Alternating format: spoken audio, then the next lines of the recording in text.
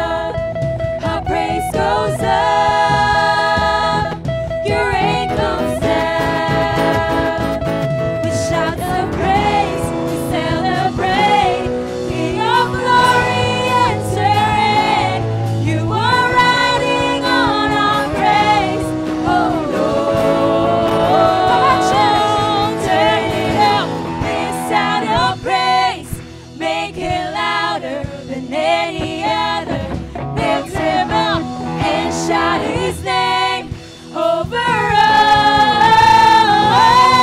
Turn Him with sound of praise, make it louder than any other. Lift Him up and shout His name over all.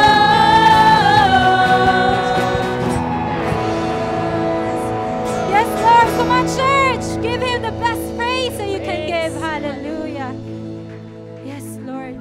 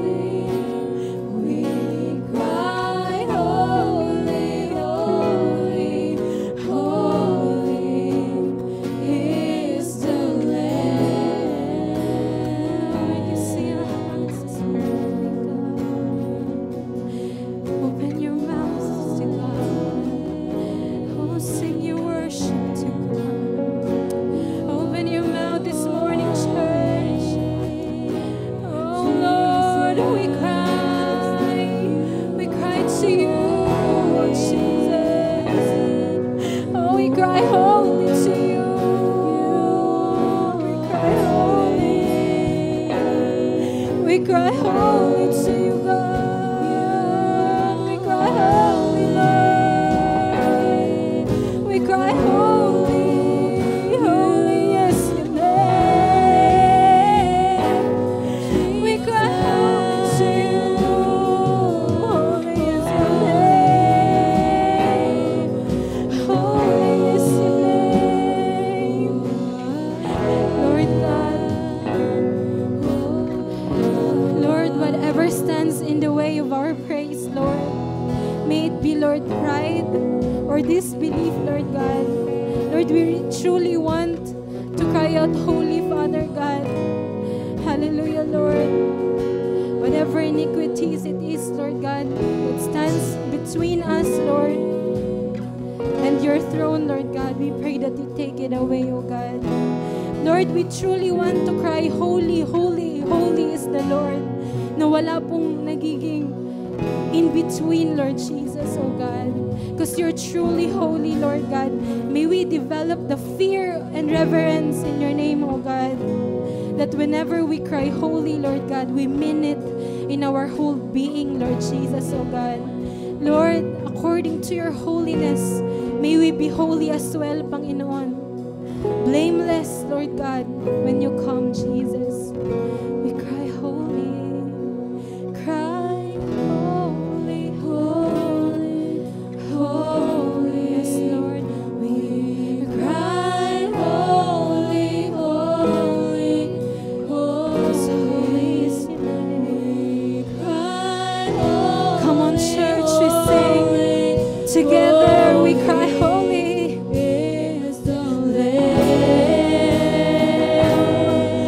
We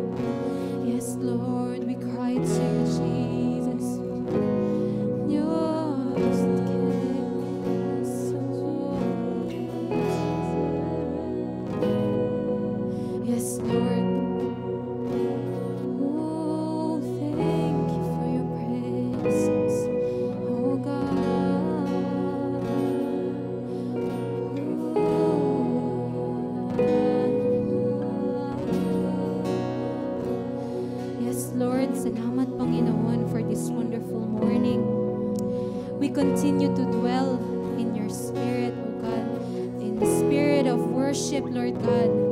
Hallelujah, in the attitude of worship, Jesus, O God. Lord, we cry, holy, holy, holy is your name. Banal ang iyong pangalan, O God. Banal ang iyong presensya, Lord God. Banal ka, Panginoong Diyos. At balutin mo kami ng iyong kabanalan, Panginoong Diyos, that you may take away any impurities that we found in us, Lord Jesus, O God. Oh Lord, hallelujah, we desire you more than anything else, O God. More than the blessings that we can get, Lord. More than anything, Lord God, that we desire you, Jesus. You and you alone, O God. Lord, thank you for this day, Lord God, that your presence is with us, O God, Lord. And thank you, Lord, kasi marami ka pang gagawin sa buhay namin, Panginoon. I pray, Lord, that just as you are holy, O God, we would also be holy, Lord, in our living in and out of the church. Hallelujah, Lord. When no one's watching, oh God, when everyone's watching, oh God, when few are watching, when we are alone, oh God, may we live in holiness and righteousness, Lord God, before you, Lord Jesus. Hallelujah. Oh Lord, we ask that you be with us from the start of our worship until the end of this program, Lord God. Thank you, Lord. Thank you, Lord. We lift you up and we glorify you, Lord Jesus, with all that we have and with all that we am. Hallelujah. And everybody will say, amen and amen. Thank you, Lord.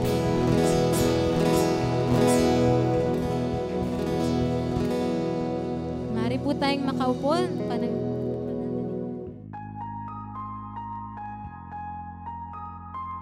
So, isang mapagpalang umaga po muli. Today is the third Sunday of the month of September. So, Merry Christmas. Diba? Ngayon po ay change pulpit ng Scarlet Division. At, syempre, inaasahan po natin na meron tayong speaker mula sa Scarlet Division pastors. So, today, we're glad that we have one of the, ano ba to? Paano ko ba tatawagin? Matagal na kasi siya sa ministry. I think more than 30 years, itama mo ako pastor mamaya, for more than 30 years po siyang pastor. So, ibig sabihin, isa na siyang haligi. Matigas na haligi, okay? Our speaker, of course, is man of God.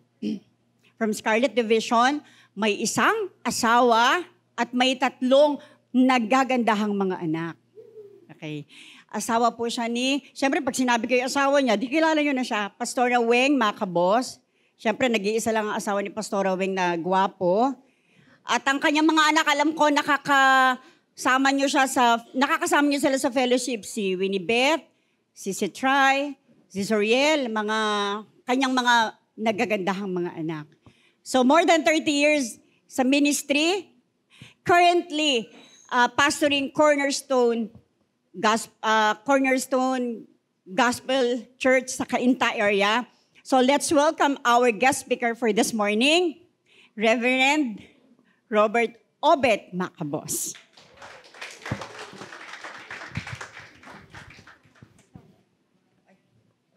You want to stand? Praise the Lord. Wala bang nakaganon? Dito talaga. Okay. Isa pa. Pasok natin.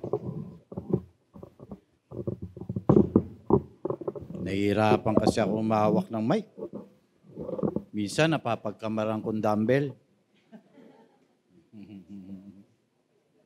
Praise the Lord. Magandang umaga po sa ating lahat. So, God is a good, good God. So, if you have a Bible with you, alam kong tayo ay dumaranas pa ng pagdadalamhati kasi yung ating pinakamamahal na pastora ay gawa na yung mansyon, kaya nauna na. Sabi nga nung Panginoon aakyat ako sa kaitaasan at ano nga sabi niya ng John 14? Sa bahay ng aking ama ay maraming silid. Ang another version ng maraming mansyon. Kapag yun ay gawa na, ako ay babalik at kukunin ko kayo. Gawa na, di ba? So gawa na yon. So, at ang sabi ng Old Testament, hindi mo ipipikit ang iyong mga mata hanggang hindi mo nakikita ang ipinangako ko sa'yo. So nakita na rin. Di ba? Yung ipinangako ng Diyos. So yung life talaga, ganyan eh. Wala namang nag-ugat dito sa mundo. So, by the way, paano ba tayo bumalik sa fighting mood, in fighting spirit ng bawat isa sa atin? In the time of agony, in the time of that kind of situation na alam naman natin na ang lahat ay dumarating sa ganon. So if you have a Bible with you, please kindly open in the book of Isaiah 12, 2-6. At tumayo tayong lahat para sa pagbibigay galang sa salita ng ating Panginoon. Sabi po ng Hosea 12, 2-6, sinumbatan ni Yahweh ang Israel. Parurusahan niya ang Israel ayon sa kanyang masasamang pamumuhay at gagantihan ayon sa kanyang mga gawa. Nang sila'y sinapupunan pa, dinaya na ng nuno nilang si Jacob ang kanyang kakambal at nakipagbuno sa Diyos nang siya'y malaki na. Nakipagbuno siya sa anghel ni Yahweh at nagwagi, umiyak at namanhik na siya'y pagpalain. Nakatayo siya sa Bethel at ang Diyos ay doon nagsalita sa kanya. Siya ang Diyos na makapangyarihan sa lahat. Yahweh ang kanyang pangalan. Kaya't manumbalik kayo, lahi ni Jacob, at sa tulong ng Diyos ay mamumuhay kayong may pag-ibig at karunungan at pamumuhay na umaasa sa Kanya. Pamumuhay na umaasa sa Kanya. Lahat tayo ay manalangin. Panginoon, maraming salamat o Diyos sa pag-ibig mo. Luwalhatiin ka, Panginoon, at buksan mo yung aming kaisipan at ang aming puso sa oras na ito. In the name of Jesus Christ of Nazareth. Amen. And amen. Ayan. So lahat, thank you. Makakaupo na tayong lahat. Ayan. Ang sabi ng ating topic is getting back to your fight. Again. Alam natin na mga warriors tayo eh. Amen? Everybody say lahat ng warriors. Amen. Ahu. Di ba? So naalala ko kapag ako'y nai-invite at nag-i-speak sa mga churches, binibigyan nila ako ng tubig. Kasi natutuyuan ako ng lalamunan. At ang hirap mag-preach. Tapos pag binigyan nila ako ng tubig, yan, tuloy-tuloy na kami niyan. So again, getting back to your fight. Paano ba yung agony, yung hirap na naramdaman, yung lungkot na nararamdaman natin? Paano ba tayo bumalik doon sa ating pakikipagbaka? Alam niyo yung hirap, no? And I felt the situation of Hernando family. Siguro sa inyo ako namatayan ng nanay, namatayan ng tatay, namatayan ng biyanan, di ba? So kaya I felt that feelings na ang hirap makabalik at makibaka again for that situation. But Hosea encouraged us, according to the Bible, ano sabi? Sinumbatan in Tagalog version ng Panginoon ang bayan ni Jacob. Why? Because lugmok sila. Daman-daman nila. Wala silang magawa. So pag-aralan natin mamaya yung topic. But first of all, Hosea was directed by God to marry promiscuous woman of ill repute. Yung bang babaeng bayaran. Anong sabi ng Bible dyan ay prostitute like Rahab. Diba? Sa ganun, ang Panginoon pinag-aasawa si Prophet Hosea. You know why? Si Hosea, yung kanyang asawa, ano nga ba pangalan ng asawa nun? May nakaalala ba? O mamaya kunin natin kung ano pangalan ng asawa niya. So marriage is symbolic of the covenant relationship between God and Israel. However, Israel is unfaithful for God by following other God. Ganon ang nangyayari. Pinakasalan ni Hosea kasi sabi ng Diyos sa kanya. Pagtapos niya pakasalan, ang gagawin ng asawa niya, makikiapid sa iba. Tapos magbubuntis. Tapos kukunin na naman ni Hosea at ibabalik na naman sa kanila. So ang ibig po sabihin, it is the represents of God's love toward Israel. You know why? Because sa Israelites is hindi talaga tapat sa Panginoon. Pagpalahain ka na maraming tubig, kapatid.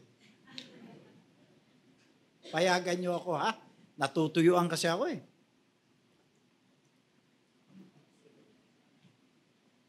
So yun. Israel has been unfaithful to God, parang tayo lang.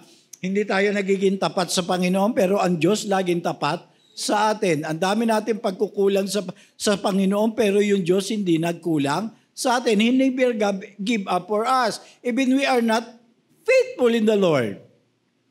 So again, God following, or ang sabi nga, however Israel has been unfaithful to God following other gods and breaking the covenant with us, the term of the covenant, hence Israel, it is symbolized harlot and volunteers obligation. Second Isaiah and his wife, ayun, nakuha na natin yung wife. Ang wife niya si Gomer. Have son, and God commanded them, son to be named Jezreel. At ang anak niya ay si Jezreel. Isa lang ang naging anak niya kay Gomer. Pero si Gomer, maraming anak sa iba. Iiyak si Hosea, kaya nga the crying prophet is Hosea. Iiyak siya at sasabihin, Lord, bakit ganun? Pinag-asawa mo ko, pumayag naman ako. Bakit pagkatapos mga anak, kukunin ko, aampunin ko, tapos pupunta na naman sa iba, tapos papakuha mo na naman sa akin. Alam mo, sabi ng Panginoon, ganyan kasi kayong mga Israelita. And if we read the whole history of Book of Isaiah, and ganyan kasi kayong mga tao, aampunin, aalagaan ng Diyos, aarugain, pero pag pinagpala na, lalabas na naman, kung saan-saan na naman pupunta at mag-aaliw ng buhay. So Apostle Paul say in 1 Timothy 6:15, fight the good fight of faith. Getting back to your faith. Fight again. Ang sabi ni Apostol Pablo, fight the good faith of your faith. Lay hold in eternal life, whereon thou art that called has blessed and God prosperous many witnesses. Kapag nababasa mo yung sinasabi ni Apostle Paul na fight the good fight of faith, malapit na siya. End na ng kanyang ministry. Pa-ending na ng kanyang ministry. Nasa preso siya nagsusulat. Ini-encourage niya si Timothy na lumabang ka ng labanang matuwid ng pananampalataya. Matatapos mo yan towards our goal. And Apostle Paul know that. Na alam niya na malapit na siyang mamatay. Alam niyang malapit na siyang bitayin. Kaya sinisulat niya at ini-encourage niya na eto na ang katapusan. Pero lumaban ako sa aking pananampalataya. I remember si Manang Celia nung dinalaw namin sa hospital sa St. Luke, 2 days before na umuwi siya kay Lord. Talagang yung agony, nararamdaman na, hindi ko siya tinignan kasi I have principle, na kapag gusto mong alalahanin ang isang mahal sa buhay, hiwala sa simenteryo. Di ba?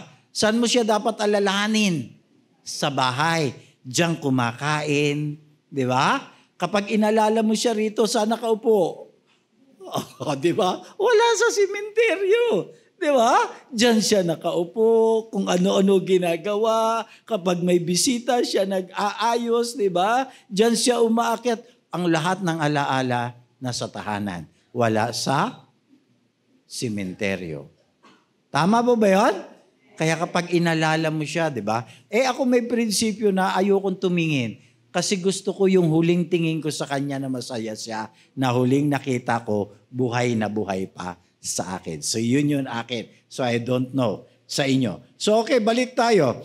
Patapos na yung ministry ni Apostle Paul, ni Pablo. Ang kanyang pinagmamalaki ay ang kanyang pakikibaka sa pananampalataya. Yan. Naalala ko na naman si Manang Celia pagdating dyan. Di ba? O, di ba? Yung UFW, kinukwento ni Pastor Y.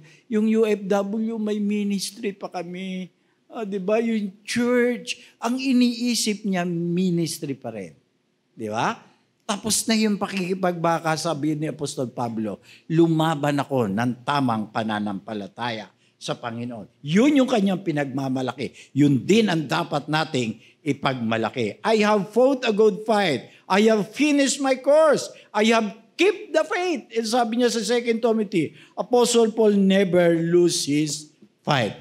Hindi siya bumitaw sa labanan. At siya ay nakipagbaka ng gusto sa pakikipaglaban. Some of us here experience problem. I don't know what kind of problem you have right now. So hindi ko alam yon. Only God knows in between you and God. Am I right? So hindi ko alam yan. Problema ninyo na yan dahil kanya-kanya tayo ng problema. May experience civil attack, but don't give up. Put the armor of God, getting back your fight again. And trumpeter, blow sounds of attack again. Yung trumpeter umihip na naman at ang kanyang ihip, hindi niya alam kung paano yung tono ng pabalik, yung tono ng regret. Ang tono lagi ay paabante. Attack again and put out the armor. The trumpet blow the sounds of attack again. Forward the battle and don't relax.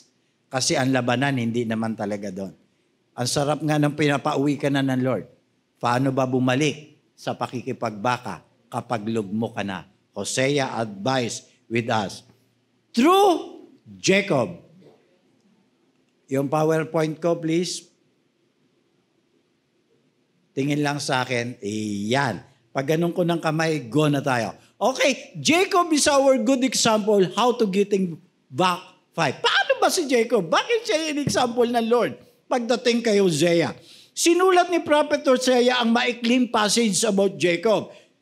Secret, bakit siya ang naging father of 12 tribe of Israel? Hindi naman siya elders. Sino elders? Na anak ni Abraham? Anak ni Abraham, si Ismael at si Isaac? At si Isaac ang anak sino? Si Iso at si Jacob. Kambal silang dalawa. Am I right? Di ba? Kambal silang dalawa. So, ito yung situation nila. Jacob is our good example na inagaw yung pagiging panganay. Yung ba yung issue? Hindi naman di ba? Hindi yun yung issue na agawin kasi ang unang lumabas, si Iso. At si Iso ay mabahok, mabalahibo. At kasunod, si Jacob. Alam mo kung anong fighting spirit ni Jacob? Nakahawak sa sakong ni Iso. Habang inilalabas, kasunod siya at nakatikom ang kamay. Di ba? Pero nung lumalaki na, ang mabait talaga si Jacob. At si Iso ang warrior kasi siya yung mga ngaso. At wala siyang pakialam sa nangyayari sa blessing sa kanila. Lagi siya sa labas. Ang nakakasaksi kay Isaac na matanda na, yung nanay na sino nga nanay nun? Dalawa no?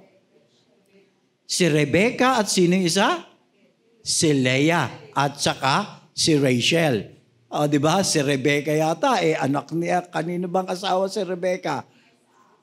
Kay Isaac. Okay. Kay Isaac yan. So, Jacob. So, di ba? Si Jacob ang asawa si Leah at saka si Rachel. And am I right? Si Rebecca ang asawa ni Isaac. So, some of us experience problem. Jacob, ang sabi niya, bakit naging 12 tribe of Israel? The passage is not the pagsisinungalingan topic na dinaya nung nanay yung asawa niya. At pinagsuot kasi kailangan ng i-bless, malabo na yung mata ni Isaac. Di ba? At kailangan niya nang i-release yung blessing.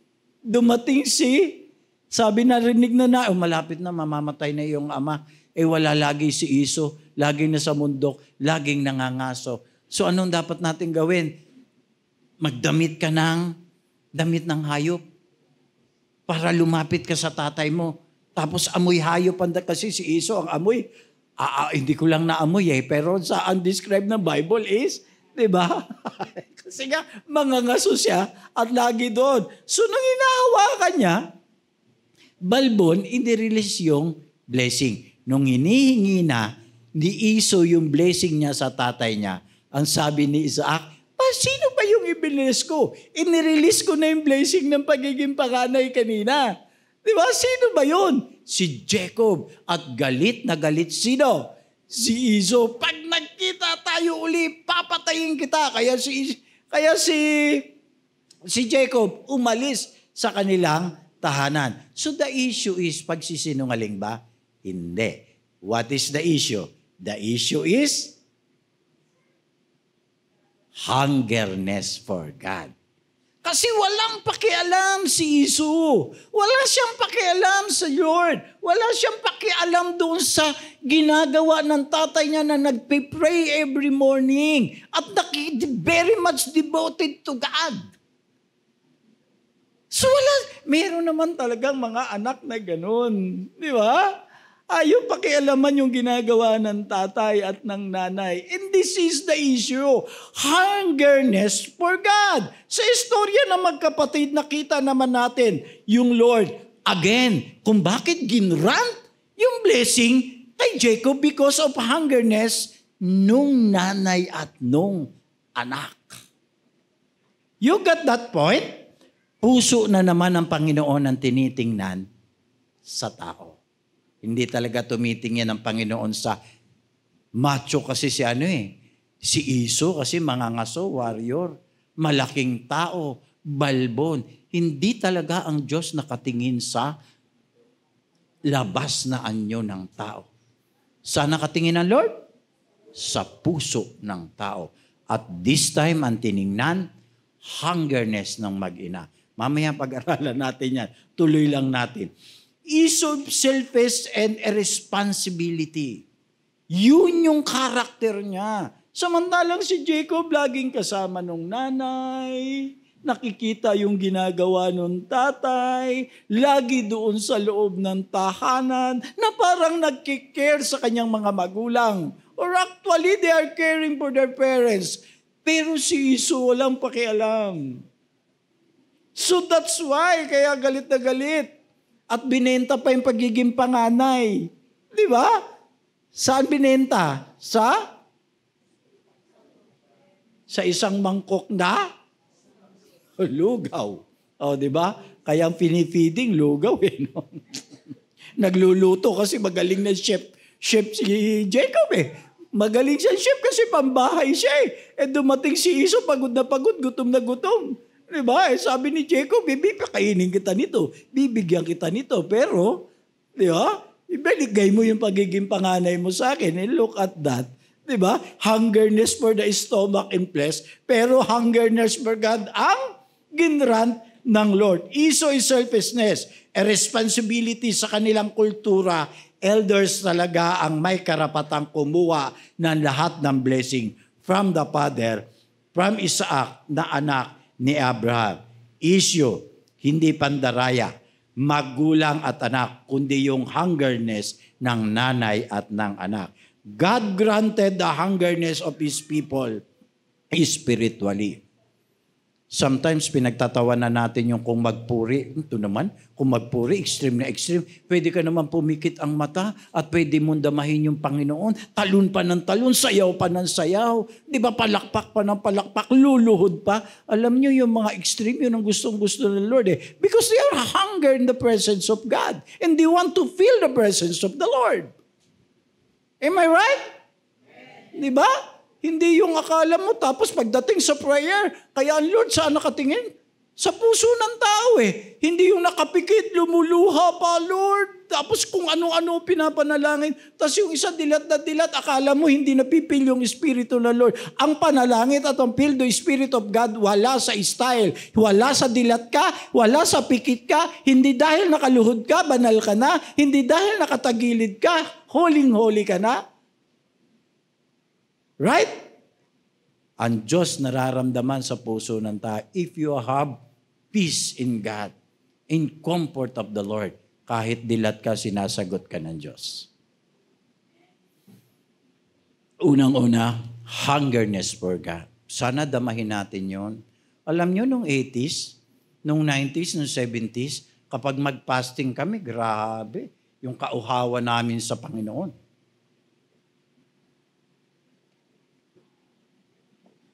Sabi ko sa Lord, minsan lang naman mag-speak sa inyo, haba-habaan ko na ng konti, ha? Lord, fasting ako 6 days. Nasa bukid ako sa Magallanes, Cavite. 2 na yung anak ko. Sabi ko, Lord, paano po kaya ito? I'm just the ordinary pastor. Pwede po ba makipag-deal sa inyo? Kasi ang prayer ko, hindi naman talaga panalangin, pagsusumbong sa Diyos eh. Pwede ho ba yun? Kaya ko hong paaralin yung anak ko ng elementary hanggang high school. Kasi meron naman tayong public, di ba? Pero pagdating naman ho sa college, hindi ko na ho kayang magpaaral. Pwede ba kayo naman ang magpaaral? Ginrent ng Lord. Nag-TI. Ano nga ba paaral ng anak ko sa Cubao? TIP? Doon sila nag-aral. Doon sila graduate. So, hindi kami ng problema. Ang Lord nagpo-provide ng needs ng bawat isa sa atin. Hungerness for God. Uhaw na uhaw kami noon sa presence ng Lord. Pero sinasagot ng Lord. At nakangiti ang Diyos pagkaumaga sa'yo. Pray for God and hungerness for God. Ang sarap ng ngiti ng Diyos siguro sa'yo, no? Amen? Hindi yung pagising mo sa umaga. Kung ano kung papasok na ako, baon ng mga bata. Ang daming ginagawa. So second point is, thirsty for God's blessing. Yun ang nangyari sa mag-ina. Jacob come out to the home of his mother with a fighting mood. Ang makipaglaban siya sa Peniel at sa isang anghel, nang mahawakan niya ito, nang hindi niya bumibitiw, hindi kita bibitiwan hanggang hindi mo ako pagpapalain. Sana ganun din po tayo. Hungerness kanina, thirsty for God's blessing ngayon, kasi nga yun ang gustong mangyari nung nanay at nung tatay, kasi sila ang nakakasubaybay eh. Bakit si Isaac nagpe-pray lang, bine-bless na Lord, although mayaman na sila, kasi yung kayamanan ni Abraham, minana ni Isaac. Diba? Lahat ng kayamanan ng tatay na iwan sa nag-iisang anak. Kasi yung isang anak na si Ismael kay Hagar, wala naman sa kanya. At binigyan din ng pangako ng Diyos. Sana ganito rin po tayo. Pag nakakilala na natin ng Lord, hawakan natin ng mahigpit. Huwag po tayong bibitaw hanggang hindi tayo pinagpapala ng Diyos. Kaya kahit gano'n ka-high pitch yun, huwag mong paniwalaang gusto ko nang bumita. Diba? So tayo hawak lang sa Lord. Amen? At isa sa sekreto, pahawak ka kay Lord. Kasi kung ikaw ang hahawak lang kay Lord, assurance, bibitaw ka. Yung cellphone mo nga, hawakan mo na 1 oras, baya-baya ilalapag mo na eh. Diba? Kasi kahit magaan yan, nakakangawit din yan. Tama? At saka kapag nagbasa ka ng Bible, dito talaga, huwag sa cellphone. Dito, Holy Spirit. Dito, ang tunog, Shopee. Di ba? Huwag dyan. Huwag dyan. Huwag dyan. Madidistorbo ka lang dyan. Thirsty for God's blessing. So sana ganito po tayo. Jacob blessing. Ano ba talaga ang gusto ni Jacob? Ang tuli naman. Sabi ko, sesenyas ako eh. Papauwiin na yata ako. So, okay, sorry. Joke lang. Oy, balik ka na. Again, Jacob blessing, he wants to know God personally, like his father Isaac. Meron ba niyan si Esau? Wala. Kasi wala siyang pakialam. Kasi gusto niya makahuli ng usa, makahuli ng hayop na malalaki, lumaki siya ng ganun. Hunter talaga siya. Si Jacob sa loob lang ng bahay eh. Nakikisalamuha sa magulang, nakikita niya yung ginagawa ng kanyang tatay na laging nagpe-pray at laging nakikipag-usap sa Diyos. Kaya Jacob blessing, he want to know God's personally, like his father Isaac. Kanino na-adapt ni Isaac? Sa tatay na si Abraham. Kaya ang gusto rin gawin ni Jacob, ma-adapt niya yung ginagawa ng lolo at nung tatay niya. So, He wants to know God personally. Bata pa siya, binata pa siya, hindi niya pa masyadong kilala ang Diyos talaga. At yung blessing na gusto niya makuha, kaya kinuha niya yon at pinagtulungan nilang mag-ina para makilala talaga nila kung sino yung Diyos na pinaglilingkuran ng tatay nila. Sana ganun din tayo. Amen? Makilala natin yung personally like our Father. Nakilala natin yung di ba? Sino ba idolo ng tatay at ng anak? Tatay eh. Diba? Kung yung tatay puro tato, yung anak. Diba? Tapos art na ngayon yun. Diba? Arte. Diba? So sana ganun. Blessing, he wants to know God personally. Sa panahon natin ngayon, ang mga Kristiyano, gusto iba-iba ang takbo ng pananampalataya. Gusto maalwa na ang takbo ng buhay. Alam mo, sa panahon natin ngayon, mag-share ka ng gospel, ang hirap na. Di ba? Pag may gathering ng konti, anong meron dyan? Pagkakakitaan ba yan? Networking ba yan? Ano bang pwede dyan? Pag sabing, ay, nangangaral yung pastor, ay, marami sa YouTube niyan, magagaling pa. O, di ba? Kaya kayo ako laging binibiling ko sa congregation at sa disciple, kung ibabalance nyo yung fruit at saka yung gift of the Holy Spirit, saan ka dapat papanig? Although that is the gift of the Spirit, or that is the one of the Spirit, saan mo gustong kumuha? Kung ako tatanungin nyo, alam nyo kung ano pipiliin ko sa gift at saka sa fruit ako. You know why? Kasi yung mangga hindi mamumunga ng santol. Pero yung gift of the Holy Spirit, Ate Girlie, ang daming gift of preacher kung ano-ano pinipreach. Ang daming gift of teaching kung ano-ano tinuturo. Ang daming gift of prophet manghuhula na ngayon. Di ba? You got my point? Di ba? Sabi niya, gifted yan. Galing na preacher, gifted of the Holy Spirit. Pakinggan mo kung ano pinipreach.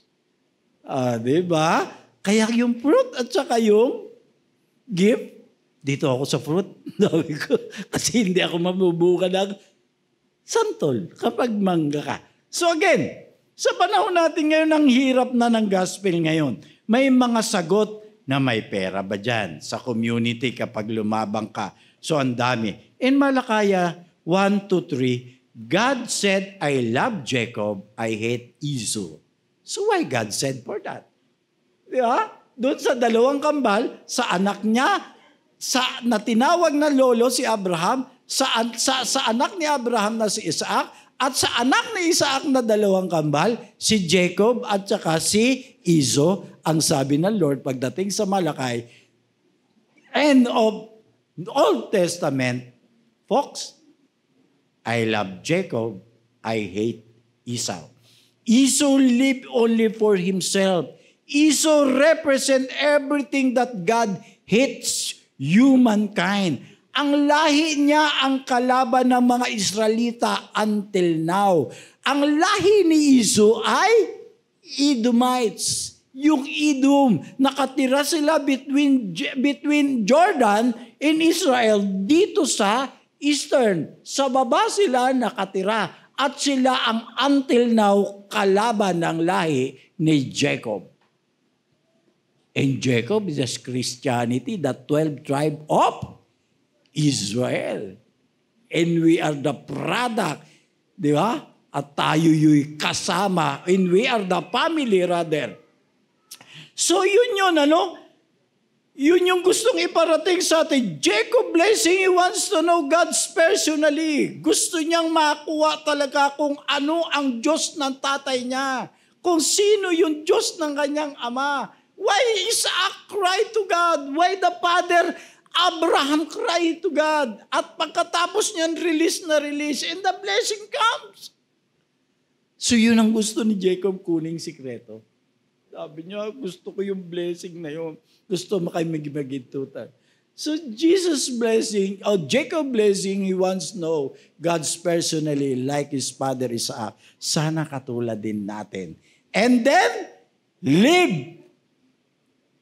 Live, pakibasa nga, lahat tayo. Live. Yun. And that's all. Mamuhay ka sa gusto ng Diyos sa buhay mo. Live God purpose in your life.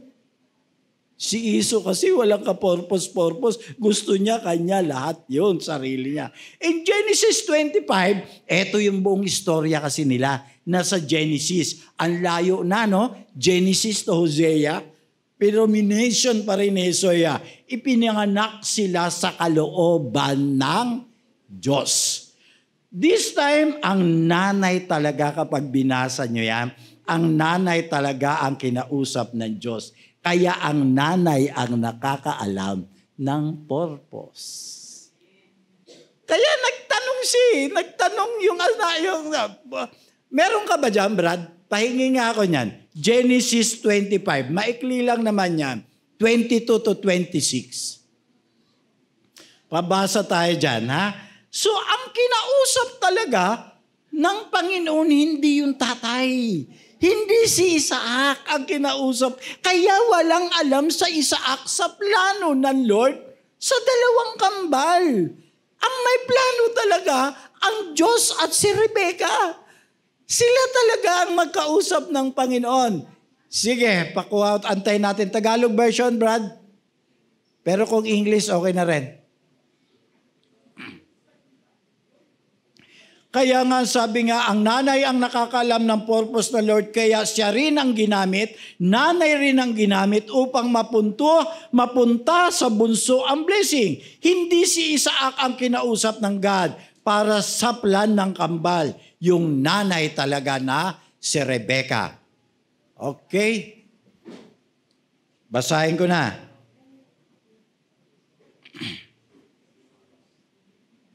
Ang sabi dito, sa 22, kambal ang kanyang dinadala na nasatiyan. Pag nagtutulakan na ang dalawa, kaya sinabi ng ina, kung ngayon pa'y ganito na ang nangyayari sa akin, bakit pa ako mabubuhay? Kaya't siya'y nagtanong kay Yahweh. Look at that question. Ayun na. Naramdaman niyang nagtutulakan ang kambal na sanggol sa loob ng kanyang tiyan. Sinabi ni Rebecca, kung ganyan lang ang mangyayari sa kanila, pagdating ng panahon, mabuti pang mamatay na lang ako, sabi ni Rebecca. Kaya nagtanong siya sa Panginoon tungkol dito. Sinabi sa kanya ng Panginoon,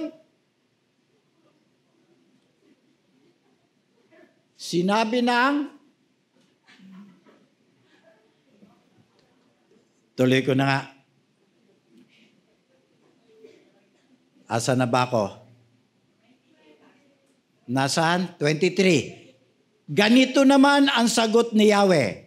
Ito na yung sagot ng Panginoon. Ang nag-uusap, si Rebecca at saka yung Lord. O ayan na.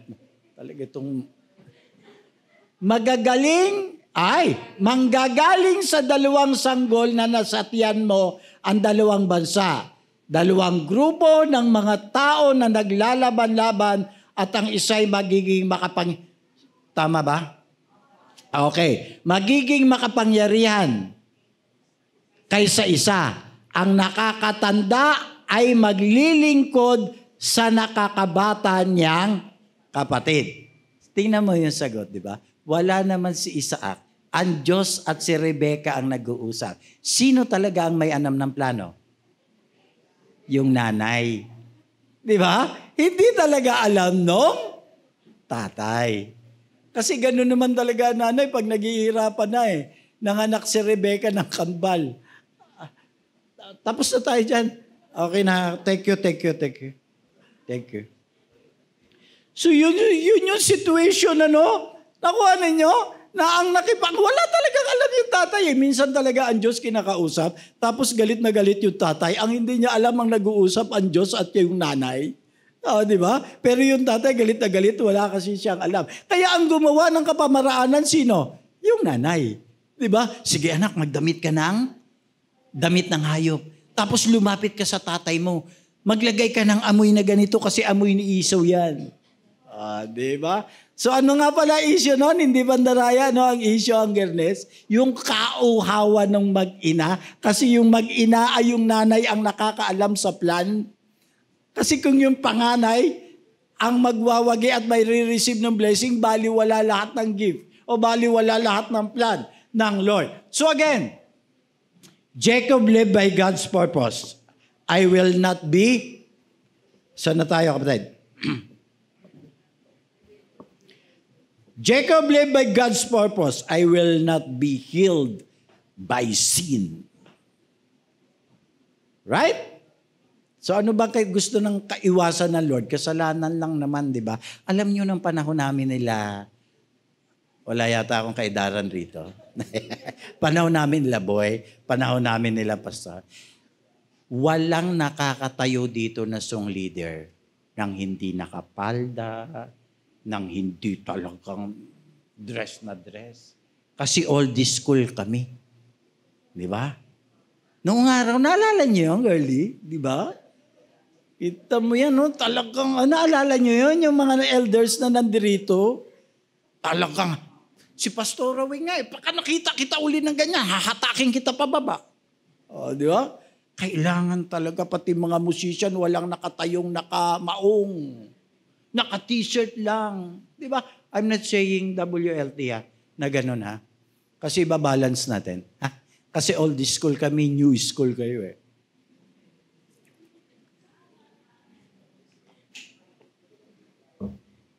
By the way, tingnan mo to.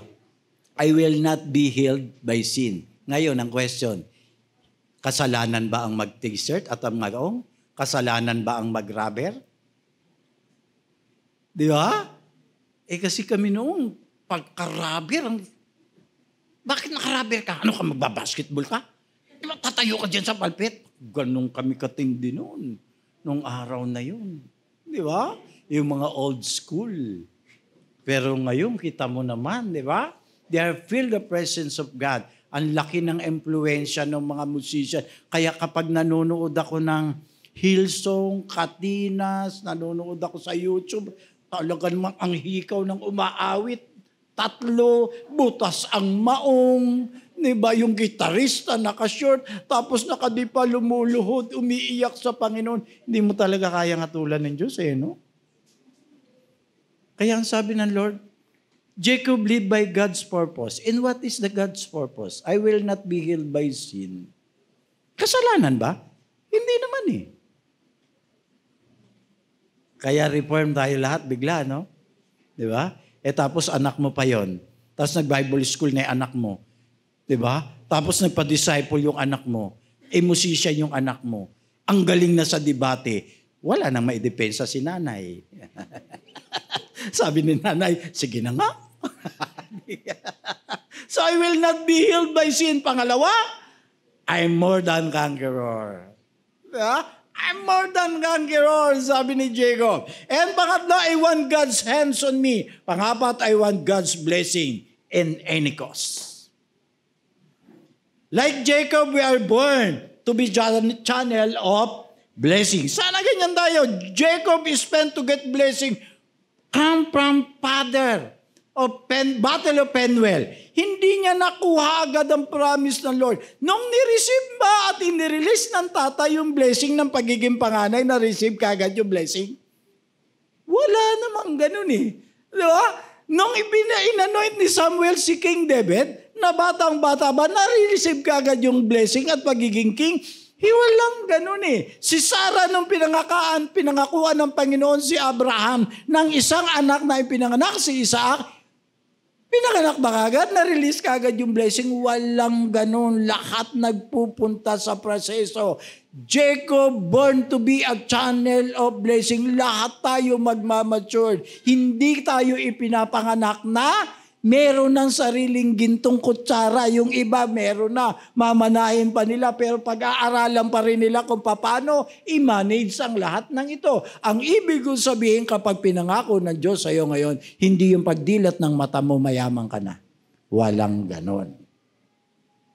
Amen? Lahat ng successful nanay at tatay mo, kuya mo na nandiyan dyan, nagsunog ng kilay yan. Tapos ngayon, ikaw mas mataas pa cellphone mo kaysa mama mo. Estudyante ka pa lang, gusto mo, Apple na yun sa'yo. hindi niya nakuha agad ang promise ng Lord. Binasbasan siya ng tatay na sa Isaac. May proseso. Like Jacob desire. Ito kasi yung kulang sa atin eh. Yung desire ng deserving, yung eagerness, yung thirstiness natin na mag-excited sa blessing kaysa iba. Diba? Yung mag-extend tayo ng blessing sa iba, pinaghirapan ko to, pinagpaguran ko to, tapos, diba? So sana magkaroon din tayo ng ganong spirit of Berea. Extend that blessing. Like Jacob, maging channel ka lang. Alam mo yung pagsumalo, tapos pagpuno na yung kamay mo, itiko mo na ng ganon. Pagbuhos uli, wala ka na masasalo, nakatikom na eh. Pero kung naka-flow lang yan, di ba? Kada buhos, lagay lang ng lagayan. So like manner to sa atin na makipaglaban to receive blessing. I mean, paghirapan mo, pagsimukapan mo, makibaka tayo para magtagumpay tayo sa buhay. Amen po ba ron? So lahat yan, mga yan. Kami bago dumating ng 30 years na pastor, yung butas ng sapatos namin, yung butas ng aming mga pantalon ay sa pagluhod sa Panginoon. Yung sapatos namin sa paghayo sa Panginoon at butas na. At ngayon nakaka-bless. Diba? Yung idinedicate ni Pastor Y na bata noon, ngayon may anak na. You got my point? At andyan pa rin kayo. Alam mo kung ano katagumpayan namin? Andyan kayo. Oh, sige, tuloy mo yung palakpak mo sa Panginoon. Yun lang yun. Yun yung successfulness ng pastor. Diba? Hindi naman namin, sabi nga ng isang kaibigan ko at saka member namin, Pastor, nag-pray ako, nag-akyat ako sa prayer mountain, lumuhod ako sa Diyos, pinagpe-pray ko na yumamang ka talaga sa Panginoon. Sabi ko, Brad, wag mo kong ipag-pray na yumaman. Baka hindi na tayo magkita at hindi na ako magpastor. Diba? Pag si mga mayayaman, nasan ngayon? Nasa business pa rin. Diba? Para lang yung Chinese na malapit nang mamatay. Tawag mo yung aking anak. Tawag mo yung aking asawa. Lahat nandoon magbibili na. Oh, sino na? Sabi nung asawa, nandirito na yung anak na panganay. Sabi ng Chinese, ay, panganay ko, ikaw mamahala sa atin business. Nandirito yung anak mong bunso. Oh, bunso ko, asawa ko. Nandirito rin ang iyong mga tindera at ang iyong mga namamahala sa iyong business. Biglang tumayo yung chick. Bakit kayo andirito lahat? Paano ating tindahan sarado ngayon? Mabirag yan. Mamamatay na business pa rin. Sana wag ganun, ha?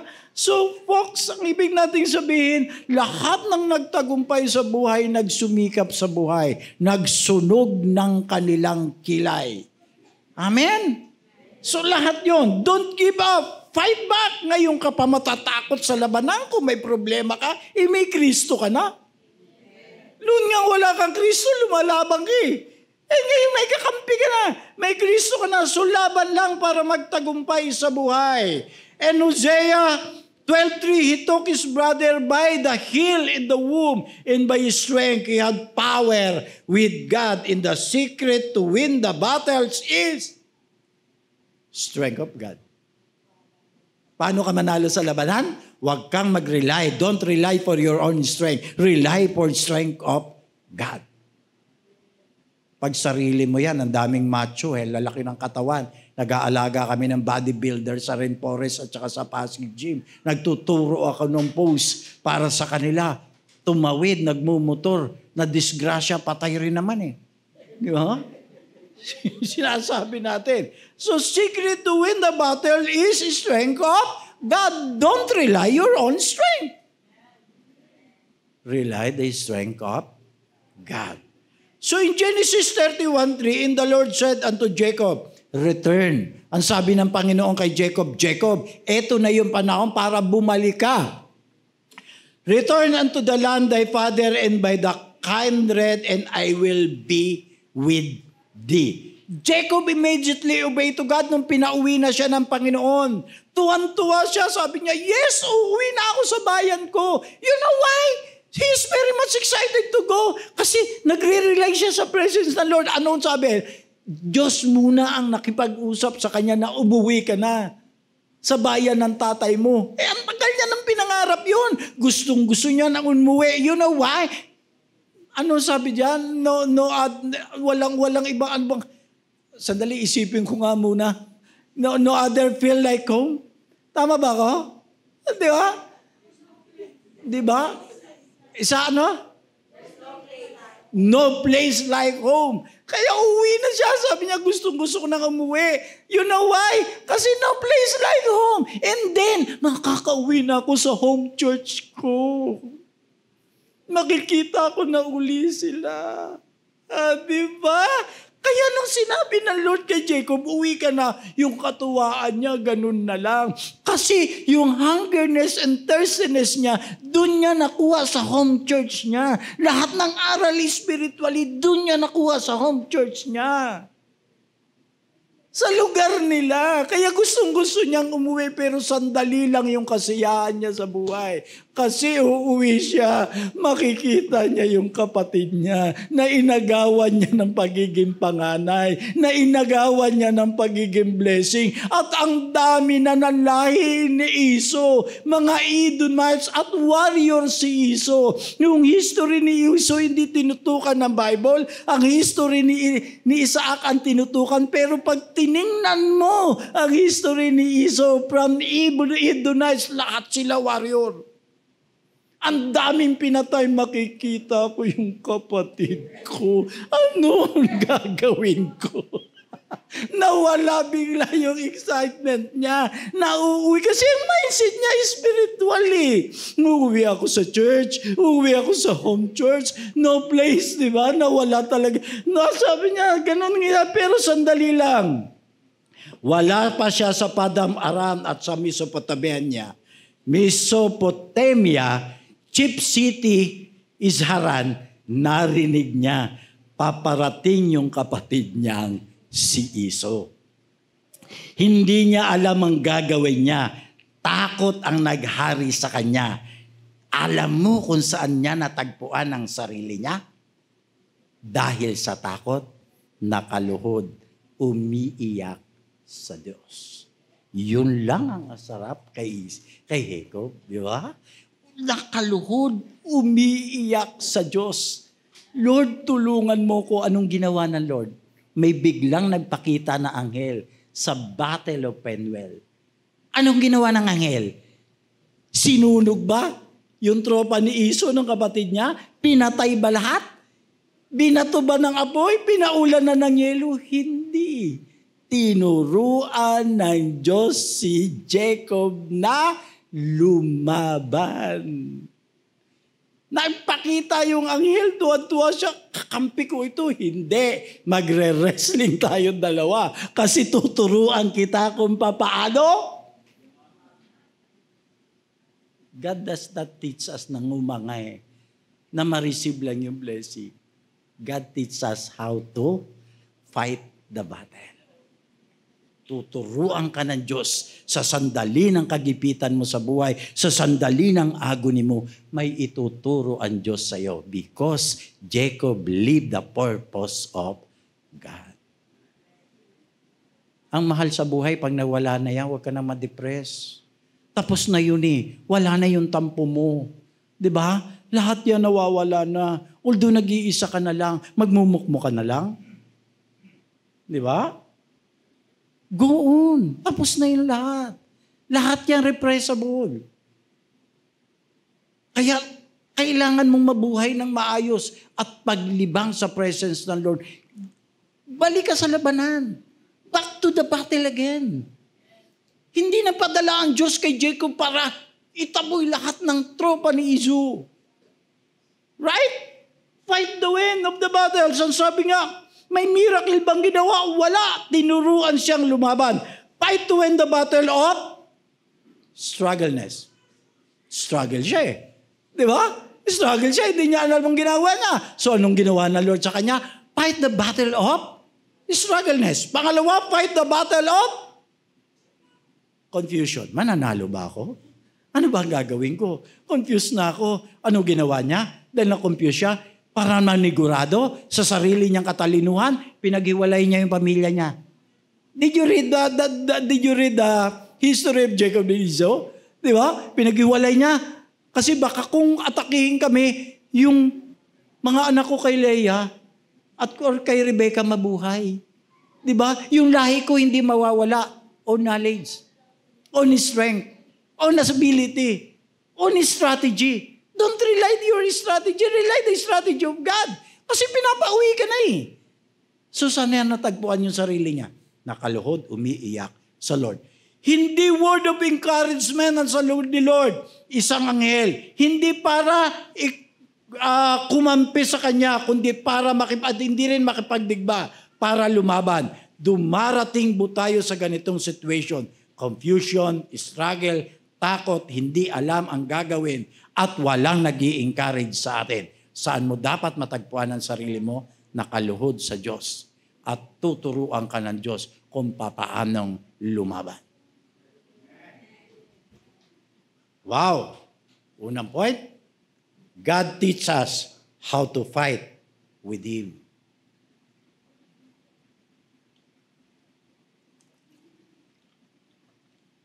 Kasama mo ko, ang sabi ng Lord. Huwag kang matatakot. Ano ba nangyari doon? Kapag nabasa na ninyo? Di ba? Malayo pa lang, kabadong-kabado na si Jacob. Patawid sila sa ilog. Lumapit at tumatakbo si Esau. At yung muka ni Jacob ay parang anghel na nagliliwanag. Di ba? At sabik na sabik si Esau. Kapatid ko, ang tagal mong nawala. Sabik na sabik ako sa iyo. Kasi dalawa lang naman sila. I-release forgiveness. Iba talaga yung plano ng Lord. Iba yung plano ng tao. Siya nanigurado. Siya gustong gawin, maghiwalay para may matira sa lahi ko. Siya nag-prepare sa kanyang mga tao para makipagdigma tayo. Iiba plano ng Diyos. Sino ba nagpauwi sa'yo? Di ba ako? Sabi ng Lord, di ba? Ang sabi ko sa'yo, umuwi ka dun. Di ba? Sabik na sabik ka eh. Pero nung malaman mo yun, may kaaway ka ron, nawala lahat ng tiwala mo sa akin. Folks, trust in the Lord and trust the strategy of God. Am I right? Don't trust your own strategy. Trust the strategy of God. Biglang yakap si Esau. Kapatid ko, nakalimutan ang lahat ng nangyari. God teaches us how to fight with Him. And then, by our strength, we have power with God.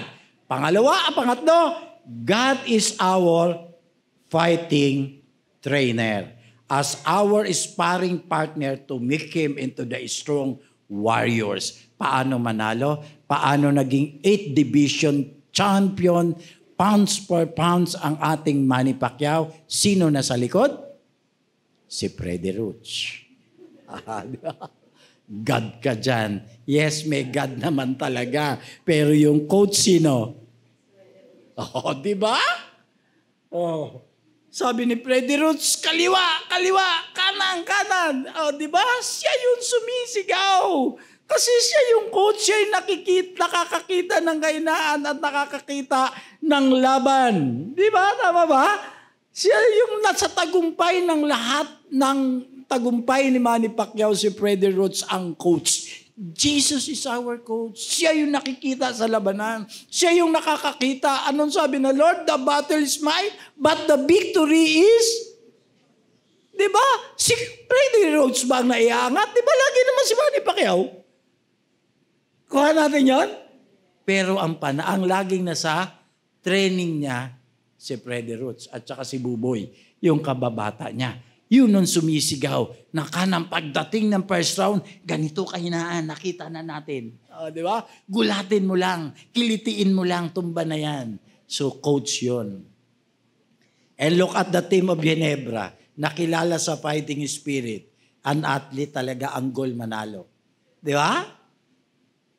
Ilan na lamang? 27. Tapos last 2 minutes, tumira ng 3 point si Pitong. Pag shot, sabi na announcement, Pitong 3 point. 21 ka agad, Pitong 3 point. Pitong 3 point. So, hallelujah! Ang ibig kong sabihin, don't give up. God is your trainer. Amen? You have fighting spirit. Dapat laban lang na laban. Sugod na sugod with God's strategy. Don't rely your own. Diba? So if we are in the battle situation, the trainer or our coach is our Lord Jesus Christ. Always remember Jesus is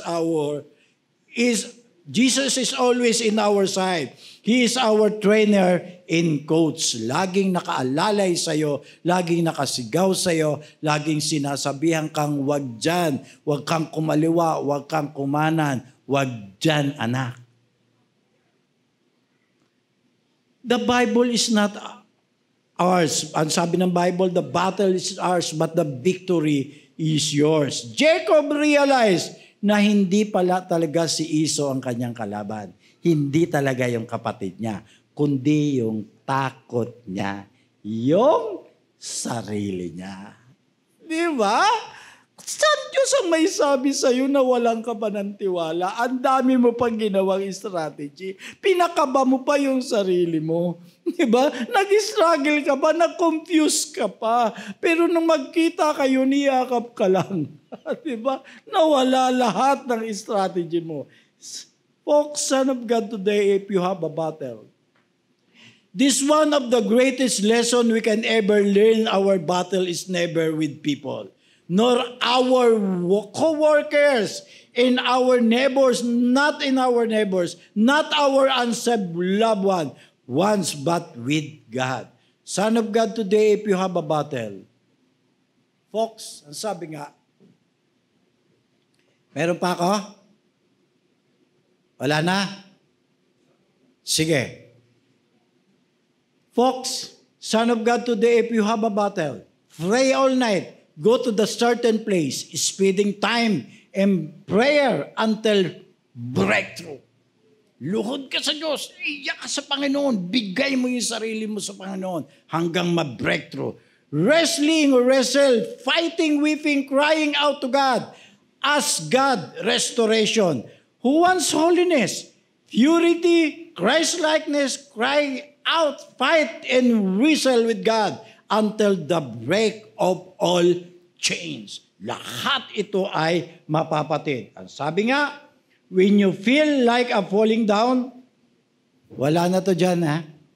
If you feel like a falling down, turn on your eagle mood. Kapag alam mong falling down ka na, turn on your eagle mood and fly higher. Kita mo yung bagyo? Kapag ang agila sumalubong sa bagyo, nagpapakinis ng pakpak. Kapag ayaw niya niyan sa bagyo, tataas yan ng lipat.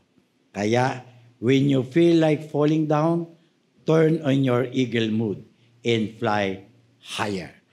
When you feel tired, kapag pagod ka na, turn your lion mood. Ano ang lion mood? Diba? Ahu! Diba? Parang titans lang. Kapag pagod ka na sa life mo, nag-iisa ka, akala mo kasama sa buhay. Alam mo, pagdating sa love story, ang daming natatouch ako pagdating sa love story. Alam mo, yung greatest love story is Romeo and Juliet, sabi nila, sabay na nagpakamatay. Hindi naman totoo yun no? What is the greatest love story? Si Lola at si Lola, sabay na tumanda. And that is greatest love story. Di ba? Si Lolo at si Lola, sabay na tumanda. Kaya lang, by the way, unang-una ano nga yun? When you feel like falling down, turn in your eagle mood, fly higher. When you feel tired, turn on your lion mood and roar loudly. Ito yung gustong-gusto ko. When you feel like giving up, turn your best mood and keep fighting. Laban lang. Laban lang. Laban lang kung laban. Kung stress ang kalaban mo, galingan mo, matatalo mo rin yan. Amen? Galingan mo lang. Yan ang sekreto dyan. Alam mo kung ano sekreto? Para getting back to your fight, luhod ka sa Panginoon. Manalangin bago matulog. Libre yon, pero may sukli. Galing kay Lord. Folks, right now God wants us to come to the mood of fighting. Gusto ng Lord makuha natin ang blessing na tayo ay lumalaban. Hindi ka nganga lang. So rise up in faith. Hawakan mo ang kanyang pangako sa atin. Lumakad ka sa kanyang alituntunin. Lumabang ka. Magbigay ka ng lakas sa Diyos para tayo ay magtagumpay. Gamitin natin. So papaano manalo sa labanan? Ano na pag-aralan natin? Parang wala kayong natutunan na.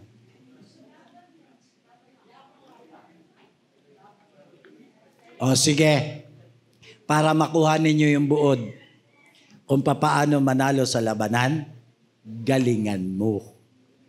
Di ba? Lahat tayo ay tumayo at lahat tayo ay manalangin. Lord, salamat kung paano kami babalik, Panginoon. Alam ko namin na nadadapa kami, Panginoon. Minsan, Panginoon, kami po ay maraming problema sa buhay, unlike before, na napakasimple ng takbo ng buhay. Ngayon, Panginoon, gusto naming lumaban. Ngayon, Panginoon, kasama ka namin sa labanan. At nais naming magtagumpay sa buhay. At ang sekreto ng tagumpay ay nasa sayo, Panginoon. Wala po sa amin. At gusto naming lumaban. At gusto naming paghusayan ang aming pananampalataya sa iyo. Purihin ka at duwalhatiin sa pangalan ng aming Panginoong Jesus. Amen. And amen.